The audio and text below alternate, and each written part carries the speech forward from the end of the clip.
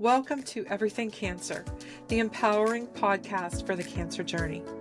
I am Jill, your host, a longtime certified oncology nurse, cancer support group facilitator, and person striving to get the word out there about the proven power of effective self-advocacy on the cancer journey. This podcast is designed for those on the journey, those who love them, and also for providers to offer them a fresh and enlightening perspective. We have an engaging and warm spectrum of guests, from survivors to providers, both very inspiring, and cancer support organizations that offer amazing services, and to hear about managing symptoms and gaining a higher quality of life. We've got it all. We'll be discussing rekindling the intimacy after cancer changed your world. We'll break down practicing self-advocacy into easy-to-do, bite-sized pieces. We'll talk about everything cancer.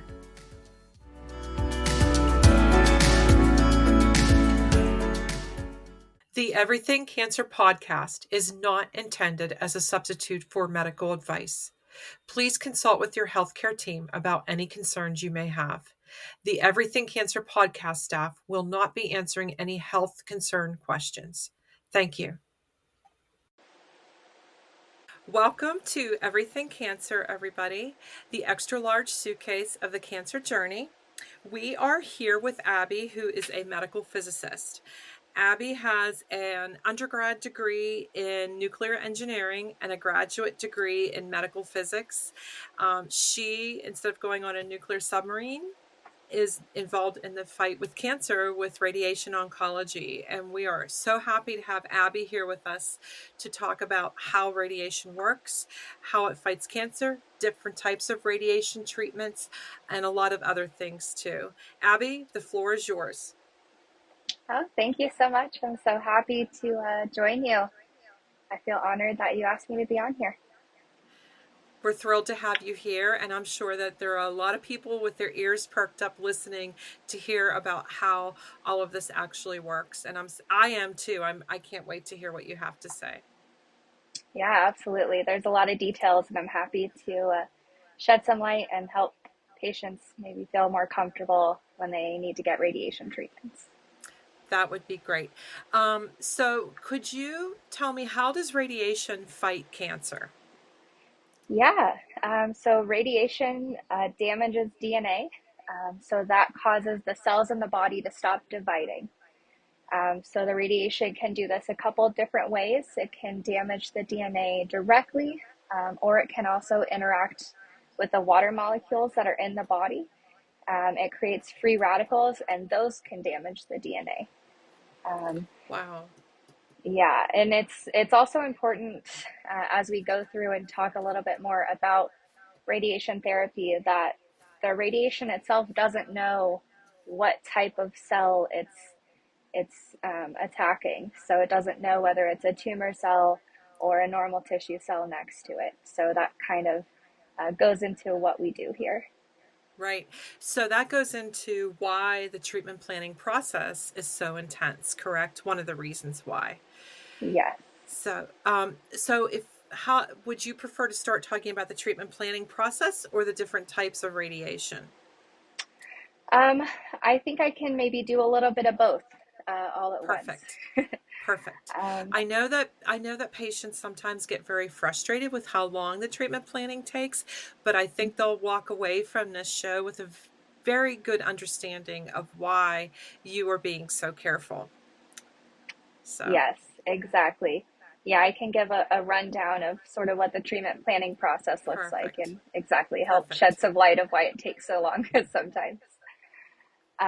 So yeah, for a typical treatment plan, so this is anybody that needs an external beam radiation therapy, which is our bread and butter. That's the bulk of the treatments that we do here.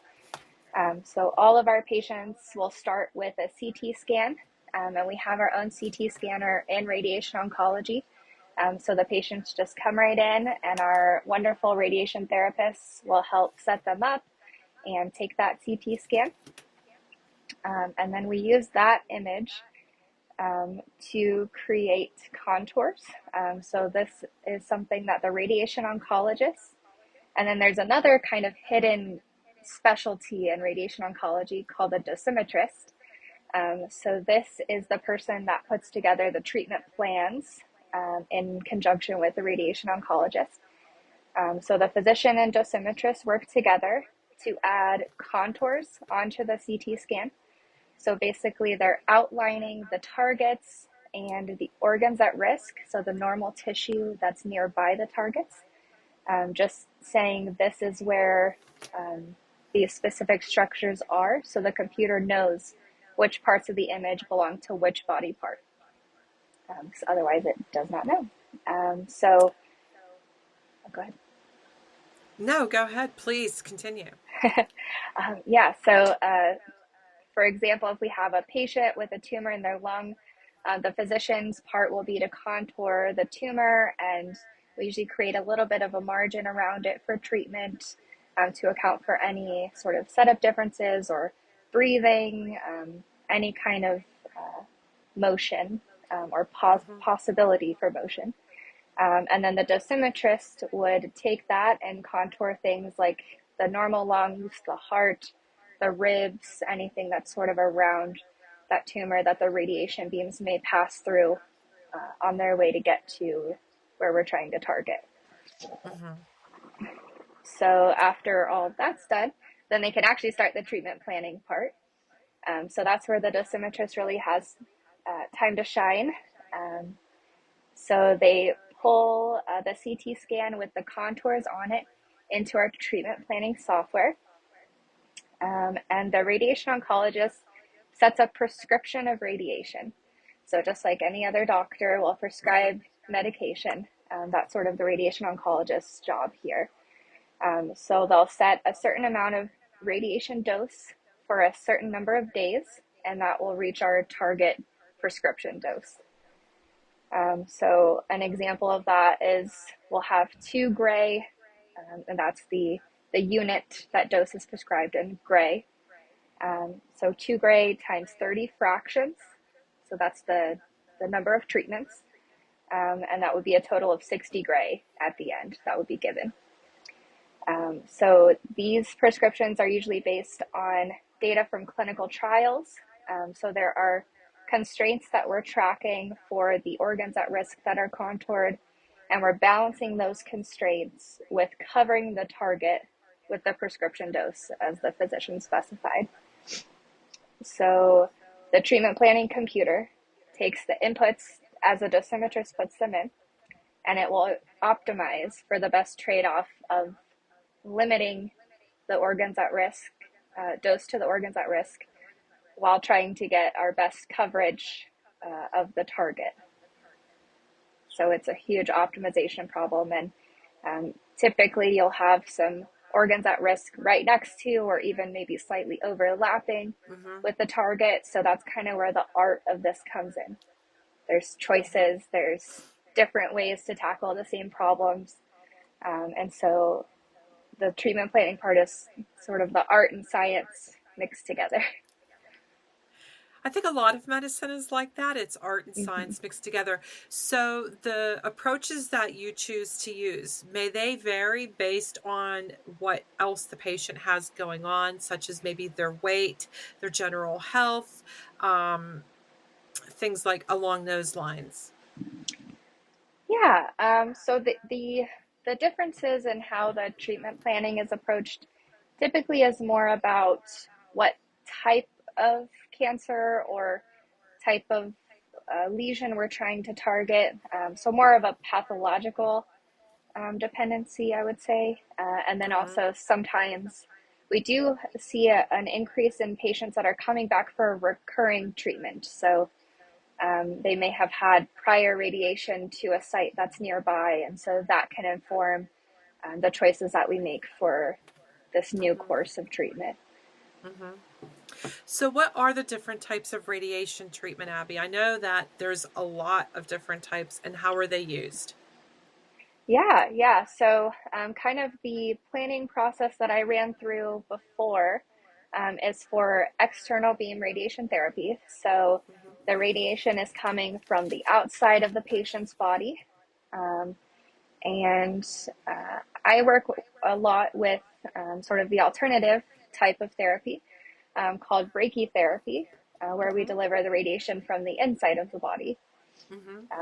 And so for those treatments and those treatment types, we usually complete the treatment planning and delivery process within a couple of hours, a few hours. So those happen very quickly, in contrast to an external beam treatment plan that can, for all of the steps, and there's more steps to the process even after the treatment plan is done to make sure everything's Mm-hmm. safe. That can take about 2 weeks or so. For the brachytherapy treatments, like I said, those are done in just a couple to a few hours. And typically a little bit more resource involved, meaning the patients can go under anesthesia. So these types of cases are things like inserting radioactive seeds into the prostate. I know that's something that a lot of people have heard about, and I think Mm-hmm. that's maybe commonly associated with patients getting radiation. That may be sort of what people are thinking about. So we do still do these types of cases, and those are ultrasound guided, and we do the treatment planning process in real time with the patient in the operating room. Because once we insert the radioactive seeds, they stay where they're placed, and that's how they deliver the radiation as prescribed. That's I could see where that would be maybe a little bit more rapid with the planning because you're watching where the seeds are going and you're not maybe so worried about how the beams are hitting the organs around. So that makes sense as to why that's so much more quick if I'm not misrepresenting it. Um, what is stereotactic ablative radiotherapy or SBRT? Yeah, so SABR or SBRT is a type of treatment that we use. It can be done over many different parts of the body, Uh-huh. but typically for the patient, that means that you're going to be coming for a shorter amount of fractions. So Mm-hmm. typically, by definition, it's 5 fractions or 5 treatments or less, um, and it'll be a little bit of a higher dose per fraction. So you Mm-hmm. might have said before, a conventional fractionation is 2 gray per day. Something like SBRT may be closer to 8 gray or 10 gray per Wow. day, but in That's a big shorter difference. number of fractions. Yeah. Yeah, Mm-hmm. yeah. So I didn't that's mean the to interrupt ablative. you. No, no, no. That's the ablative part of it, is that it's a Mm-hmm. higher dose per fraction. So why would you and a radiation oncologist, actually a radiation oncologist who's deciding a treatment plan, why would they go with 2 grays versus 8 grays? What's the difference and what's the advantage for whatever that type of radiation is being used for? Yeah, so there's a lot of different things that kind of go into that. I would say, in order to be a candidate for using SBRT with the higher dose per fraction, typically those targets are smaller in volume. They're probably a little bit further away from any organs at risk, um, and they're very localized. So there's no spread of disease or anything like that. We're certain that we're targeting a smaller area. Um, and then with the 2 gray per day, that's more of a conventional fractionation. So the things that we are treating with SBRT now um, were treated with smaller fractions per day. But as clinical trial data came out, they've done studies on dose escalation and Mm-hmm. the differences in the different fractionation schemes and determine the safety levels and the organ toxicity levels and things like that to ensure that it's safe to use in these cases. That's interesting. So, for you, what's the biggest change you have seen in radiation oncology treatment? So recently we've seen an uptick in online adaptive radiation therapy. And so there's a couple of different types of machines and different ways that can be achieved. One of them is an MR Linac, so MR guidance in real time as you're treating the patient. And the Wow. Linac is our treatment machines, linear accelerator, shortened as Linac. So our regular treatment machines are called Linacs, yes, and then this specialized one is coupled to an MRI as well. So you can actually watch the motion of the target and the motion of the OAR, the organs at risk that are inside the body as you're delivering treatment. You can adapt the treatment plan that you initially made from the original CT and the original MRI of the patient, and you can adapt it to what their anatomy looks like that day while they're actually on the table for treatment. That's fascinating. And that makes perfect sense, because if your target area is changing because of the treatment, it's responding to the treatment, that is going to change how things look internally. And or if they're getting chemotherapy at the same time and say the tumor's shrinking, Yeah. or Well, you're not having, go ahead. oh, sorry. Yeah, not only that, even just normal biological changes. So when we're treating a prostate, for example, the bladder filling is going to look different every day. The rectal filling is going to Right. look different every day. And so we can just adapt for those changes instead of kind of more just shifting the patient. We can actually adapt what the treatment beams are doing. Wow. That's fascinating that you're doing the MRI and the radiation therapy at the same time and seeing everything in real time. Mm-hmm. That's got to be pretty incredible for you and other people that you work with. Yes, it is very exciting. Uh-huh. Yeah, I've worked with a couple of different machines and different types of things that do this. Mm-hmm. But yeah, I think that's going to be emerging. And right now, they're just kind of trying to optimize the workflow to make it so that the timeline of one of these adapted treatments can be closer to the time frame of one of our treatments that we give every day. So that's Right. sort of the where the work's being focused right now. Okay. So what do you think are some of the biggest misconceptions that people have about being treated with radiation? Um, well, I would say a lot of the brachytherapy patients I work with always ask me if they're going to glow in the dark afterwards. So Right. I think It's a some of them, legitimate question, though. Right. yeah, I think sometimes they're half joking, sometimes they're half serious, but I'd like to clear that Uh-huh. up now. You're not going to glow in the dark. But that would Um, be concerning to know that you have the beads, the radioactive beads in you, and that's a legitimate question. Um, so why, I think you kind of went into this, but maybe you can expound a little bit more. Why are some treatments, say, once a week, and other treatments are 5 days a week? Yeah, so similarly to how we got the data from for the different doses per day from clinical trials, there's also been clinical trials and research done on differences in treatment patterns and how often you give treatments, and even twice a day or every other day is a very common fractionation, especially for the SBRT higher dose per day treatments. Um, Hmm. but they basically boil down to radiobiological effects due to the time it takes the cells in the body to go through the cell cycle and go through the repair process. So that's sort of what's governing the differences and why there would be differences in delivering dose Okay. one way or the other. Yeah. So I would imagine you have kind of like a sweet spot, so to speak, in terms of the cell repair process, where you don't want the cancer cells to repair too much and you want to start another treatment. Am I kind of right about that?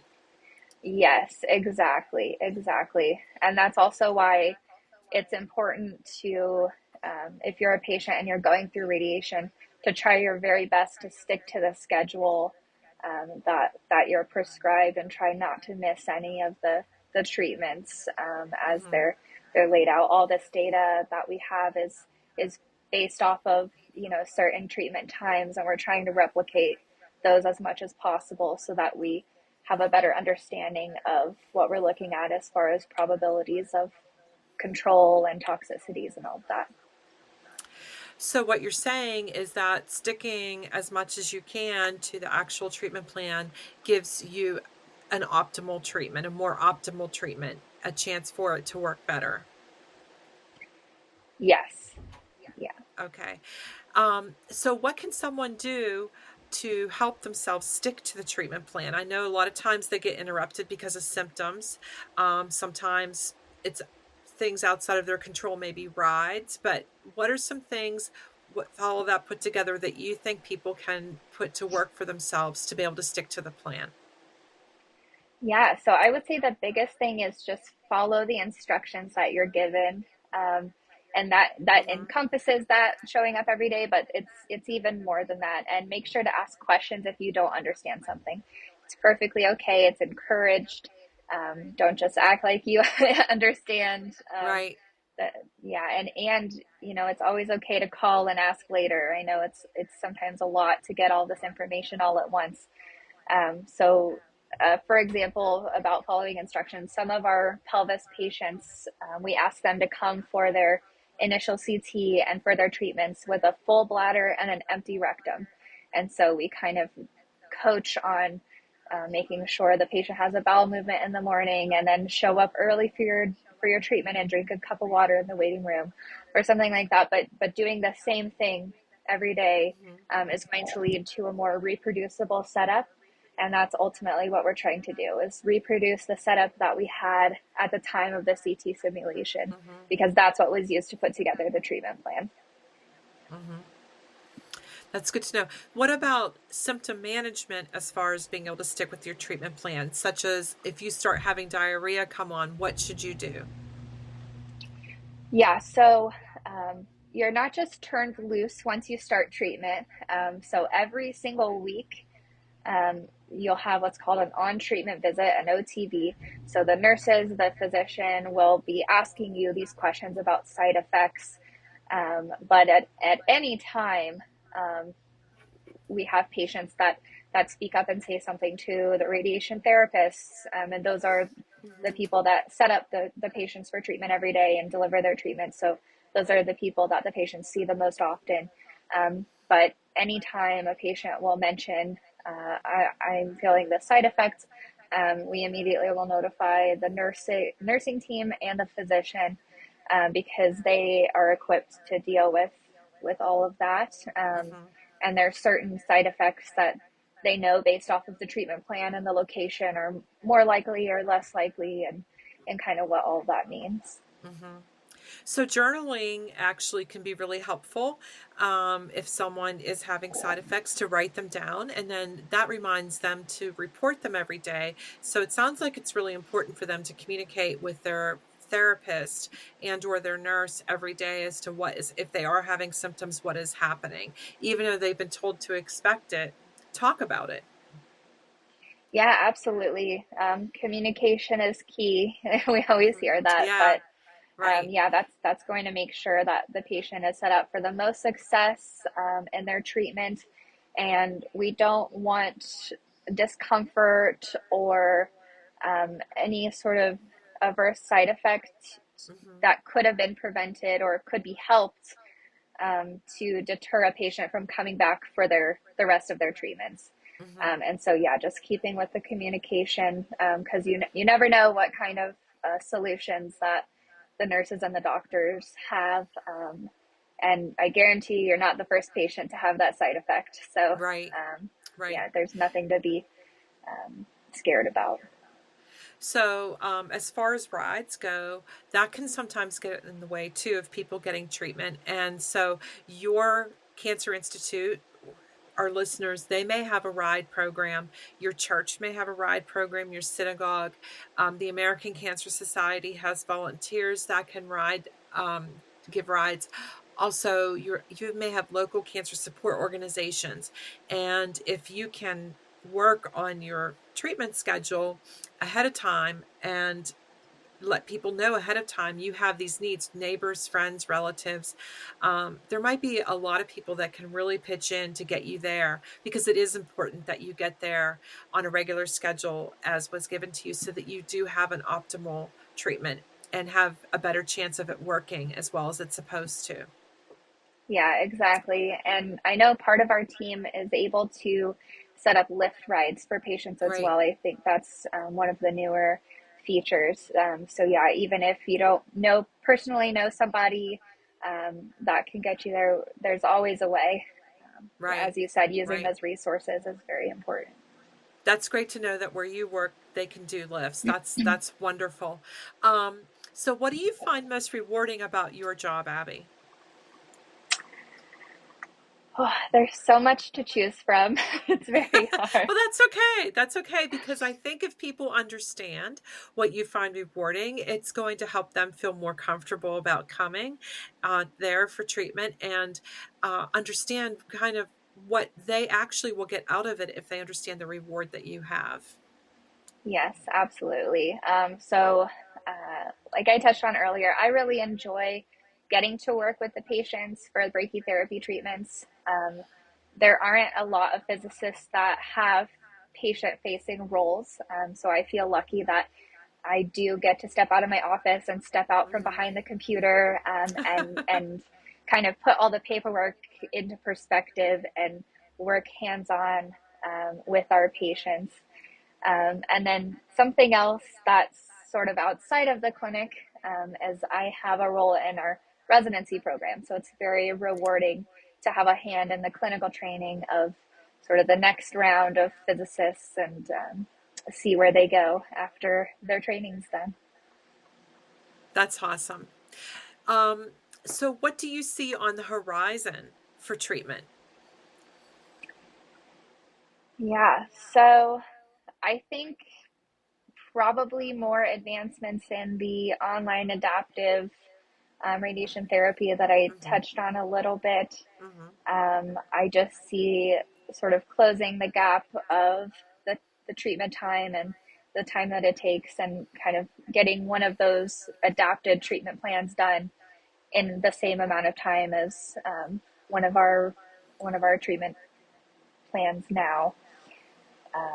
So yeah, I think that's really exciting, and it's the technology moves so fast in this field, Yeah, so it's always exciting to see what the next big thing is going to be. great.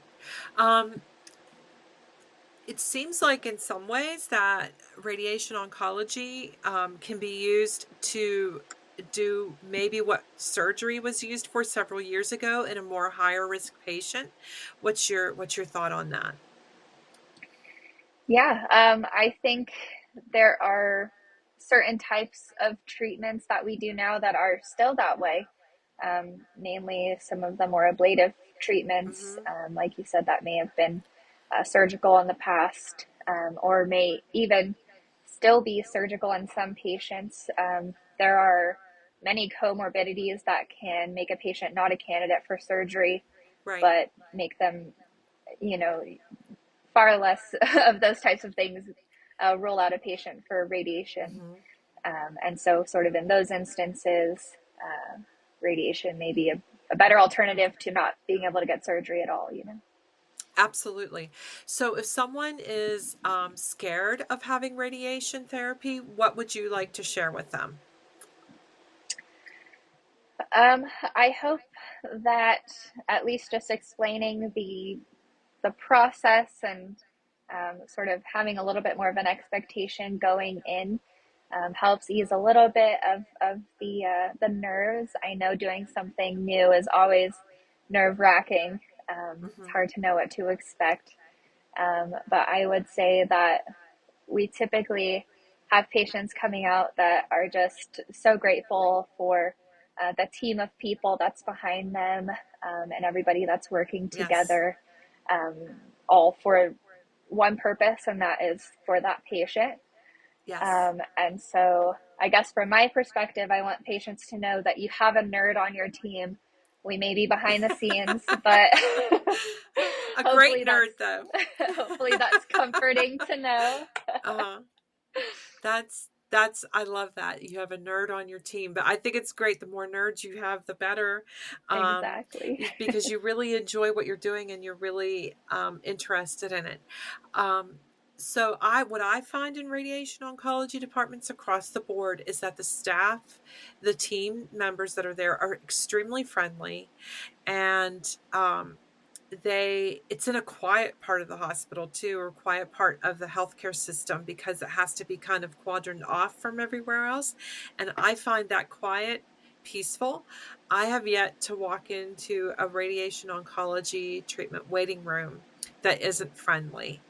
I have found all of them across the board to just be really nice places and welcoming places to be, which surprised me. Yeah, we have, I mean, just a wonderful team from the people that work at the front desk Mm-hmm. all the way through, even the people that work behind the scenes. But yes, it is sometimes surprising to me how positive our patients can be and how like uplifting they are, Mm-hmm. even when some of them are going through the hardest things they've ever had to go through. And truly, the patients help make us more happy and more positive. Yeah. It's kind of a cycle, and just the fact, it always surprises me when one of our patients brings in cookies or something. Just the Aw. fact that they're going through their treatments, they're going through everything else, and they took time out of their day to go grab us cookies and treats, to show their appreciation for what our team does for them. It blows me away every single time. Wow. That's Yes, I have found cancer patients to be some of the most generous people around. What the other thing I find interesting, or the number of team people that you have involved. You have nurses, you have, as you mentioned, front desk people that do a lot with the coordination of care and coordination of all the information that needs to happen. You have the therapists that work very closely with the patients in the treatment area. You have yourself, the medical physicist, you have the dosimetrist, and you have the radiation oncology doctor. Yes. Did I miss anybody? I believe that's everything. Our Okay. janitorial crew. Well, they're important too, because it needs Yes. to be clean, it needs to feel good. But that's 6 different team members Yes. for one patient. And Mhm. I find that amazing. And it kind of goes to show how complex the treatment is, and how important it is to make sure all the different boxes for that person when they walk in are checked for. And I don't mean to make it sound task oriented, it's not. But everybody has an important role with that patient, and there's a lot that goes into this, and that everybody's role is very integral to making sure that things go smoothly for everyone. And I have found that your teams typically work together very well. Yes, we have a pretty smooth handoff and a nice workflow set up. I don't even think I actually talked about what I do in the No, go workflow. ahead, please. That would be great. We would love to hear um, what you do in the workflow. yeah. So I guess I can kind of go back to the treatment planning Hmm. process and sort of what happens after the treatment plan is put together. So that's really when I step into to the workflow. So when the physician approves the treatment plan, then it comes to the physicist for a second check. And so that's when we get to scrutinize all the details of the plan. We make sure everything aligns with what the physician intends for the treatment. And then for a lot of our cases, as part of this second check, we run patient specific quality assurance tests. So we use a measurement device, and we run the patient's treatment plan as they approved it, and we run it on the actual treatment machine. And we use this measurement device as if it were the patient, and we compare these measurements to the treatment plan that was calculated by the dosimetrist. So we're just making sure that that's going to be safe and delivered accurately by the treatment machine.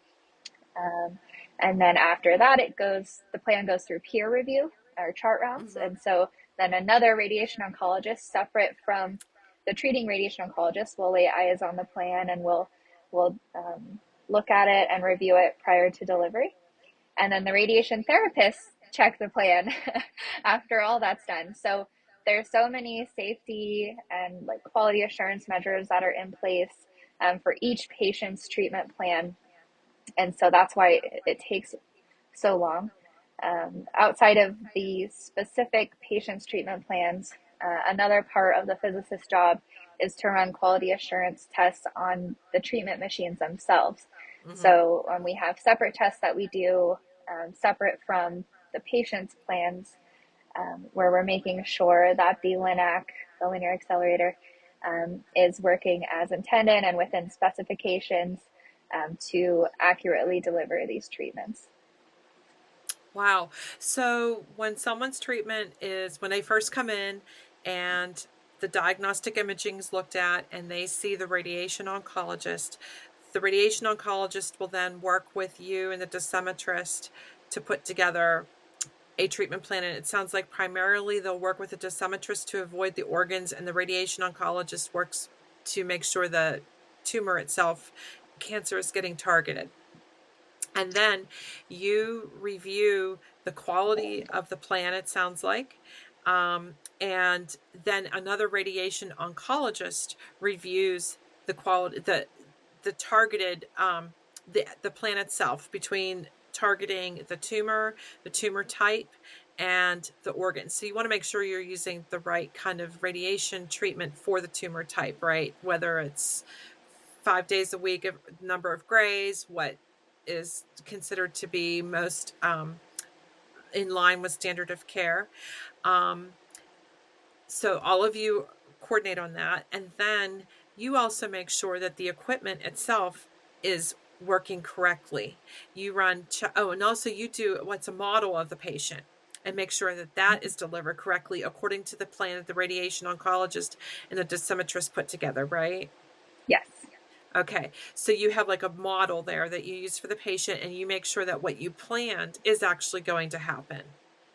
Yes, exactly. I did not know that happened. That's really fascinating. And then you test the equipment in the radiation oncology treatment area to make sure that it's doing what you're telling it to do. So if you're telling it to deliver 2 grays, to simplify the explanation, to a specific area, it actually delivers 2 grays to a specific area.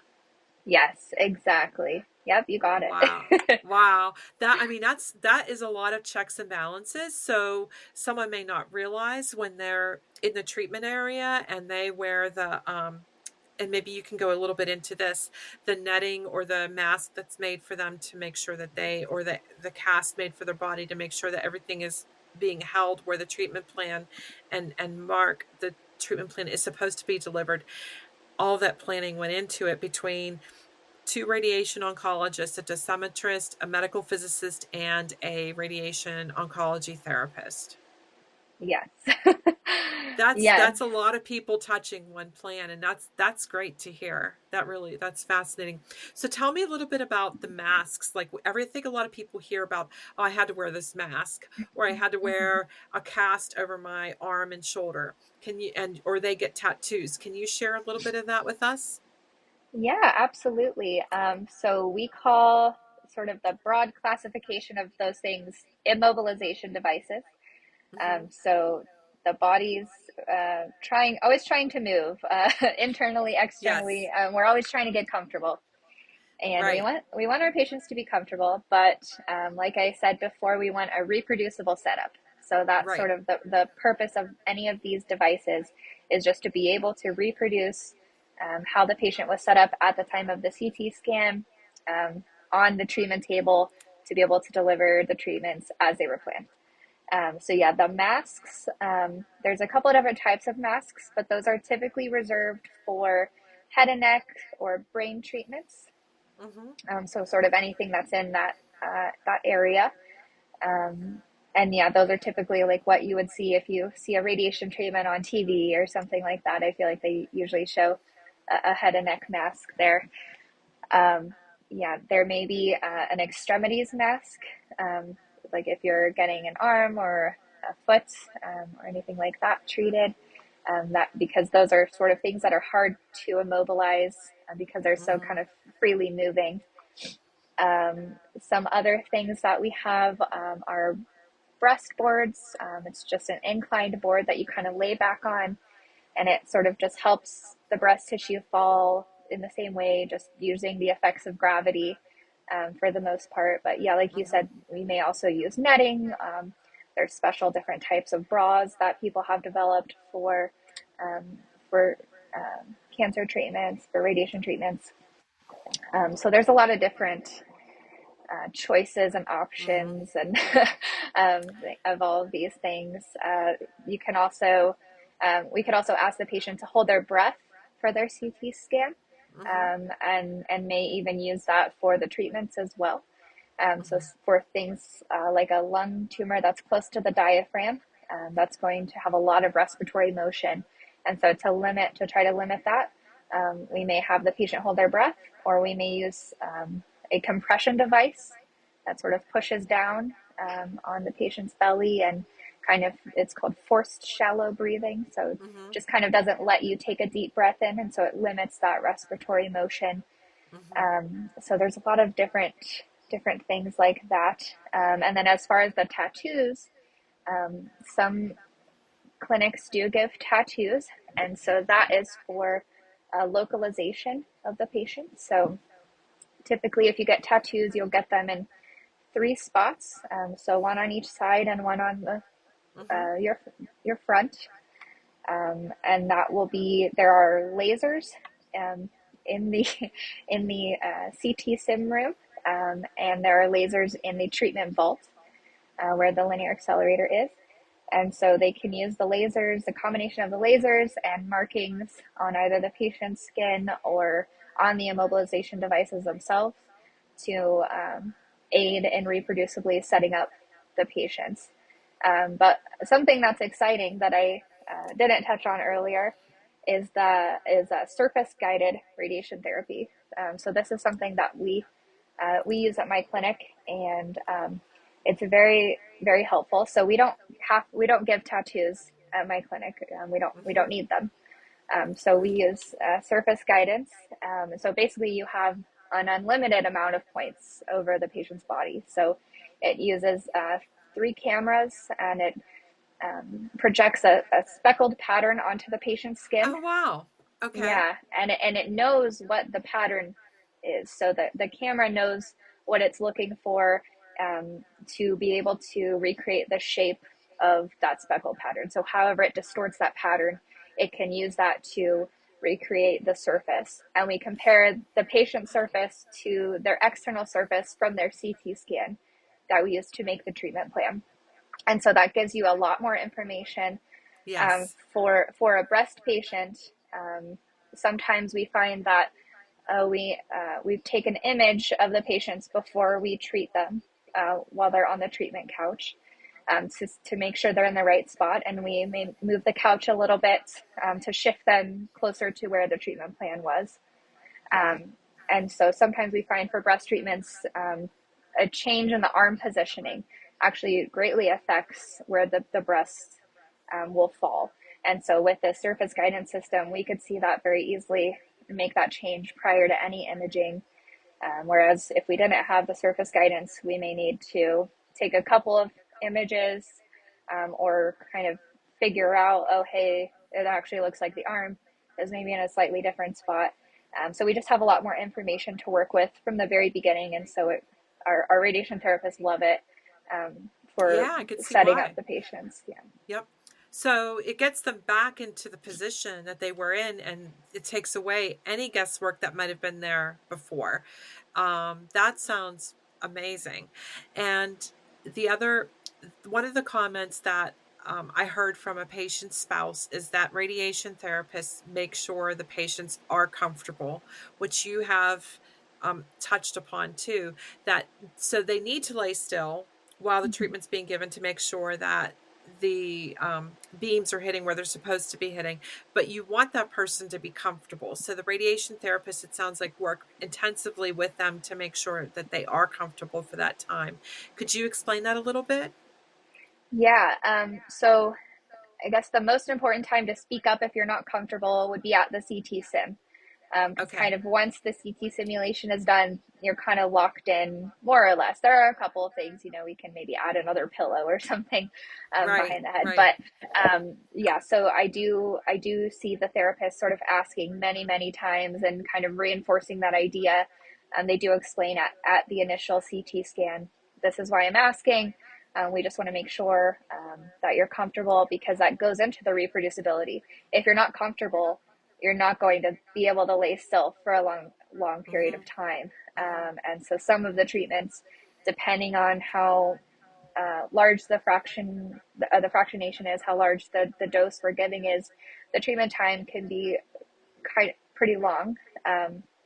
And so, yeah, we want to make sure as much as possible that the patients are comfortable, and we have things like knee sponges. If you're just laying on your back, having something under your knees makes you a lot more comfortable than Right. just laying straight on the table. So Absolutely. It takes a lot of pressure off your back. So the knee sponges aren't to scrub the knee, they're actually to position the knee.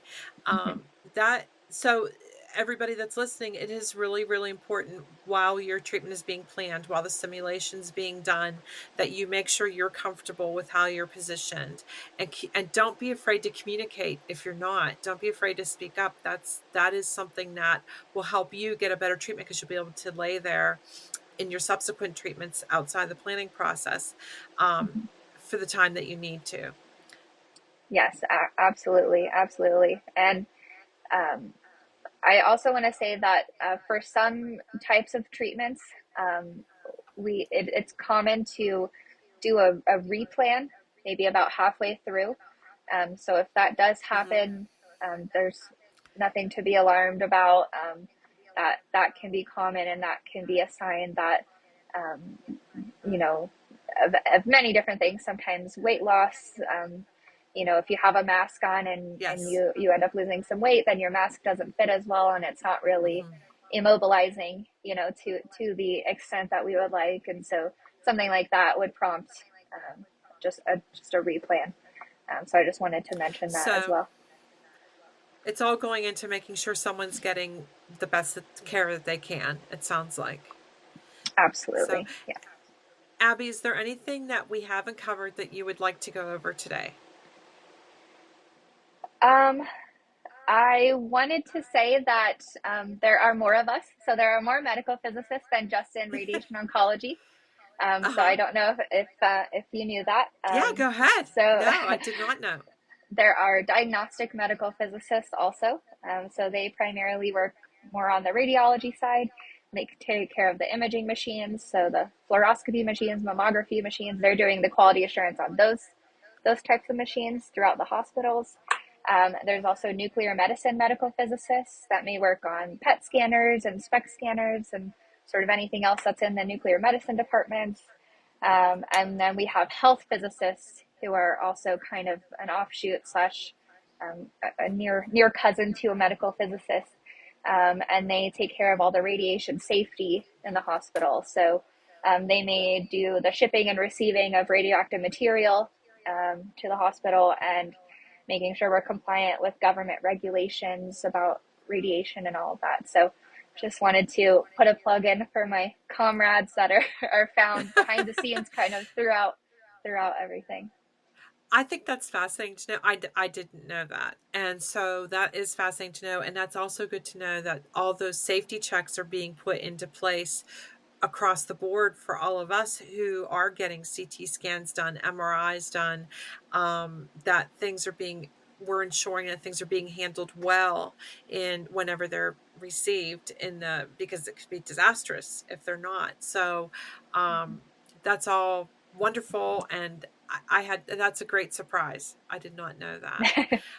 Is there anything else you'd like to share? um, like to give a little plug if anybody's interested in going into medical physics. That's all right.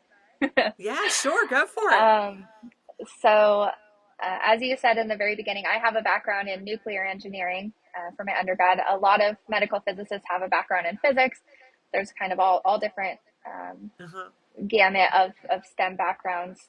And there are a ton of different pathways into the field, some of which are having a certificate if you pursued a PhD in a different STEM related field. You can still pursue medical physics if that's something you're interested in. But I would encourage anybody who's interested to try to set up a shadowing opportunity at a nearby institution or hospital with a medical physicist there. Plenty of us, I have people shadow me all the time, and it's a great opportunity to just actually see what a physicist does. And then if it's something that you do want to go into, I will look at the CAMPEP website. So CAMPEP, that's the accreditation body for medical physics. And that's sort of the pathway you have to go to become board certified by the American Board of Radiology. And then I'm also happy to answer any questions at any time. So anybody's free to reach out to me directly. And I'm happy to mentor. Yeah. Okay, great. I will have your contact information, and also there'll be a chat on the Patreon for Everything Cancer. And if anybody has any questions, you're welcome to put them there too. And Abby, I so appreciate your time. This has been fascinating and eye-opening, and I hope that it helps people understand better what all goes in and why their treatment plan is taking a long time to plan. It's because everybody wants to make sure they get the right treatment plan, the right dose in the right area, and a lot of eyes have to look at it to ensure that. And also just the complexity of the team giving the care, and they're very caring people. But I so appreciate your time, your insight, your input, and thank you for being here with us at Everything Cancer. Absolutely. Thank you so much for having me. I had a blast. Sure. And I'm so glad. Really appreciate it. Great. All right. I'm going to stop the record. This can be edited out. Thank you for joining us for this episode of Everything Cancer. If you would like to submit topics for future episodes, please email everythingcancerpodcast@gmail.com. Again, that is everythingcancerpodcast@gmail.com. Everything Cancer Podcast also welcomes your feedback on the episodes. And if you would like to support the continuing content creation of Everything Cancer, please visit us at patreon.com/everythingcancer. patreon.com/everythingcancer. Everything Cancer is not intended as a substitute for medical advice. Please consult with your healthcare team about any concerns you may have. The Everything Cancer podcast staff will not be answering any health questions. Thank you, and thank you for being here with us.